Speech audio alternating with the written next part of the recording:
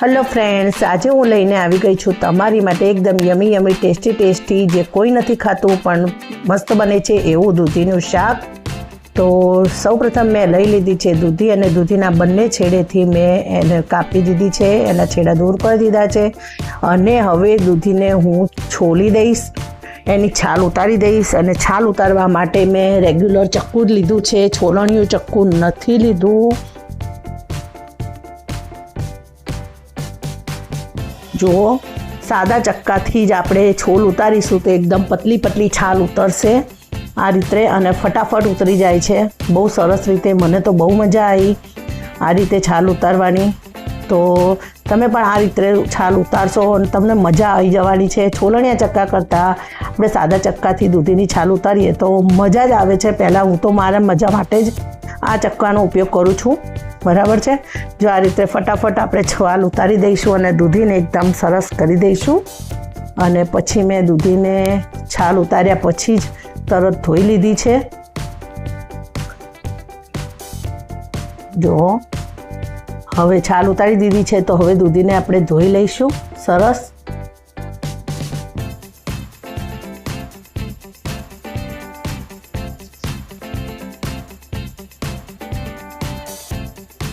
જો દૂધીને મેં ધોઈ લીધી છે તો હવે આપણે એને સરસ રીતે નાના પીસમાં કાપી દઈશું, કારણ કે દૂધીનું શાક છે તો તમને ખબર જ છે કે બાળકોને તો શું, આપણને પણ દૂધીનું નામ સાંભળીને જ દૂધીનું શાક નથી ભાવતું હતું।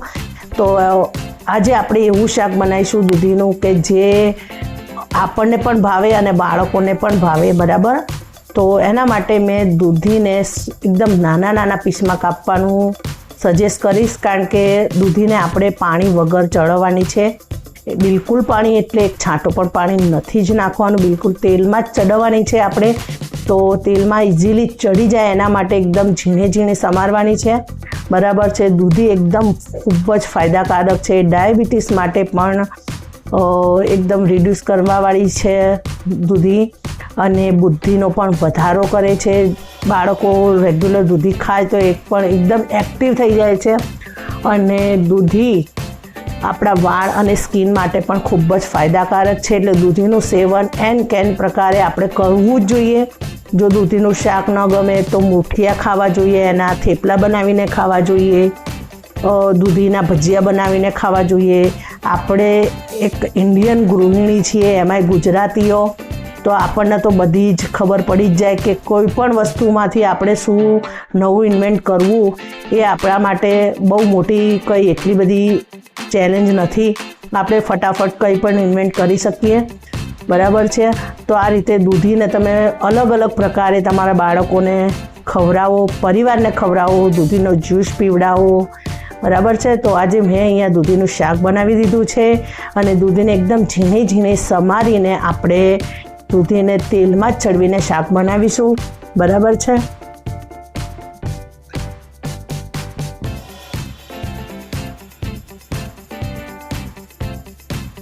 દૂધી વધારે બુદ્ધિ, તમે આવી જૂની કહેવત સાંભળી જ હશે, બરાબર છે। તો હવે આપણે લસણ ફોલી લઈશું। તો લસણને મેં ફોલીને તૈયાર રાખેલું છે, તો અહીંયા મેં તપેલી લઈ લીધી છે અને તપેલીમાં 1.5 ડોકલી તેલ નાખીશું, 1.5 થી 2 ડોકલી, જુઓ, કારણ કે આપણે એકલા તેલમાં જ ચડાવવાનું છે શાક। અને અહીંયા લસણને કૂટવાનું નથી, લસણ આપણે આખું જ રાખીશું।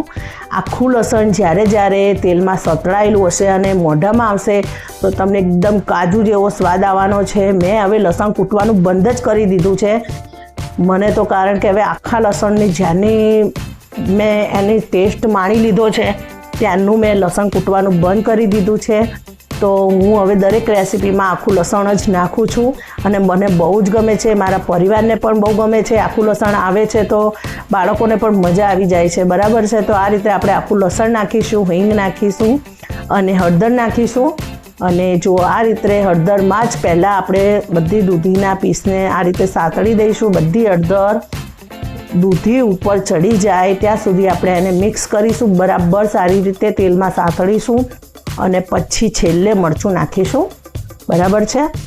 તો આ રીતે આપણે હલાવતા રહીશું પહેલાં અને કકડવા દઈશું। પાણી આપણે નાખવાનું જ નથી, તો પછી કોઈ વિકલ્પ છે જ નહીં બીજો વિચારવાનો. જો અહીંયા મને થોડી હળદર ઓછી લાગી તો મેં ફરીથી થોડી એડ કરી દીધી છે, કારણ કે દૂધીનું શાક છે એટલે થોડું કલરફુલ અને સ્પાઇસી હશે તો જ મજા આવશે, કારણ કે એમને આપણને દૂધીનું નામ સાંભળીને નથી ગમતી. અને વસ્તુ એવું છે કે જ્યારે તમે દૂધીનું શાક બનાવો તો પહેલાં તો સરપ્રાઈઝ જ રાખવાનું, બાળકોને ક્યારેય કહેવાનું નહીં કે આ દૂધીનું શાક છે. પહેલાં એને ખાઈ દેવાનું, કહેવાનું કે આજે નવી જ રેસીપી છે, તો જ તમારા બાળકો ફટાફટ ખાઈ લેશે. અને ખાધા પછી તમે કહેશો ને તો એ લોકો સરપ્રાઈઝ થઈ જશે, કારણ કે દૂધીના શાકની એલર્જી નથી પણ દૂધીના નામથી એલર્જી છે એ લોકોને. મેં આવું કર્યું છે અને એ તમને પણ સજેસ્ટ કરીશ કે તમે પણ આ રીતે કરો. ચોક્કસથી તમારા બાળકો દૂધીનું શાક ખાતા થઈ જશે. બરાબર છે, તમે જોઈ શકો છો કે મેં મરચું એડ કરી દીધું છે, અને મરચું થોડું વધારે જ નાખવાનું, કારણ કે દૂધીનું શાક છે એટલે સ્પાઇસી હશે તો મજા આવશે. દૂધી પોતે પણ સ્વાદમાં થોડી ગળચટ્ટી હોય છે, મીઠાશવાળી હોય છે, અને પાણી તો છોડતી જ હોય છે જાતે જ, એટલે એનું પાણી નાખવાની કોઈ જરૂર રહેતી નથી. હવે આપણે આ રીતે શાકને ઢાંકી દઈશું સરસ રીતે.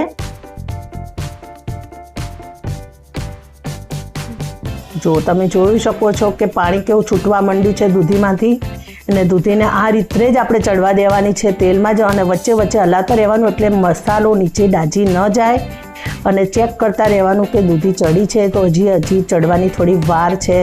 થોડી પોચી પડી છે પણ એકદમ પરફેક્ટ નથી ચડી ગઈ, તો ધીમે ધીમે ચડશે દૂધી. બરાબર, તો ફરીથી આપણે ઢાંકી દઈશું એને. અને આ બાજુ મેં ફ્રૂટ ડીશ પણ તૈયાર કરી દીધી છે.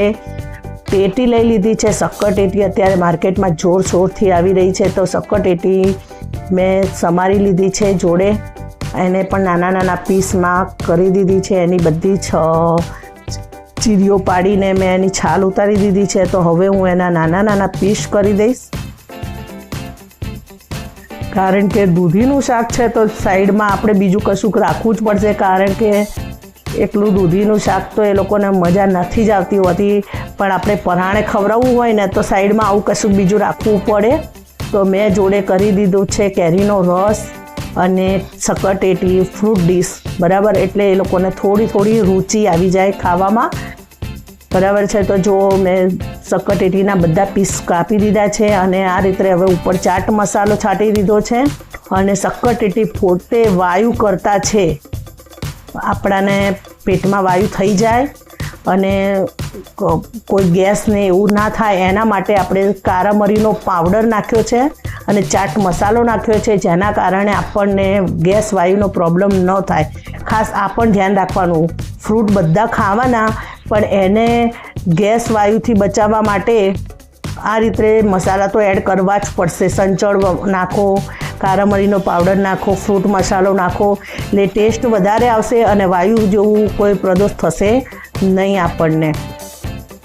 જો હવે મેં ટેટીને ફ્રીજમાં મૂકી દીધી છે ઠંડી થવા માટે, અને તમે જોઈ શકો છો કે ફ્રીજમાં ઠંડી થવા માટે મૂકી છે. અને હું કંઈક ભૂલી ગઈ છું તો મેં ફટાફટ ફ્રીજ ફરીથી ખોલી દીધું, અને શી ખબર શું ભૂલી ગઈ છું મને પણ યાદ નથી. તો મેં ફ્રીજ ફરીથી ખોલી દીધું છે અને ફરી બંધ પણ કરી દીધું છે.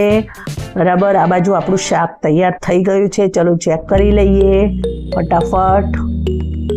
તમે જોઈ શકો છો કે ચટણી જેવું શાક બન્યું છે, એકદમ મસ્ત. અને હંમેશા તમારે આ રીતે આખા લસણ નાખીને જ શાક વઘારવાનું. છોડી દો હવે લસણ કૂટવાનું.